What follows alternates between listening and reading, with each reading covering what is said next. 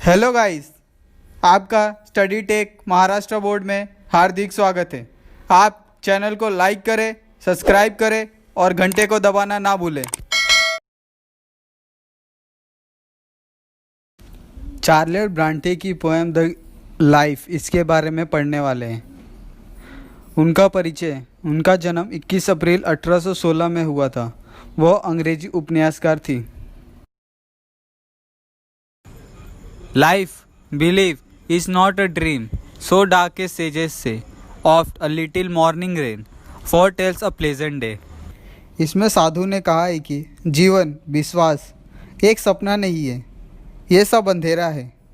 अक्सर थोड़ी सुबह की बारिश एक सुखद दिन का संकेत देती है। सुखद दिन मतलब आपका दिन बहुत शुभ अर्थात बहुत ही हैप्पीनेस वाला हो। Sometimes there are clouds of gloom, but these are transcend all.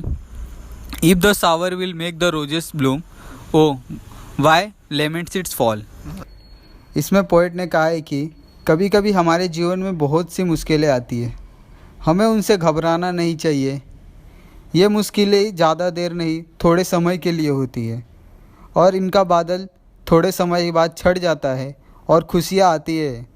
इसी प्रकार अगर कोई गुलाब पे पानी की बौछार की जाए तो उससे वो गुलाब खिल जाता है, परंतु उसके टूटने के बाद हमें गम नहीं होना चाहिए, क्योंकि उसके बाद एक नया वापस गुलाब खिलेगा। Rapidly, merrily, life's suns hover fleet by. Gratefully, cheerily, enjoy them as they fly. इसमें पोएट ने कहा है कि हमें अपने जीवन को तेज़ी से, खुशियों के साथ और आसमान में उड़ते हुए पूरे आनंद के साथ बिताना चाहिए। What though death at times step in and call our best away? What though sorrow seem to win or hope a heavy sway?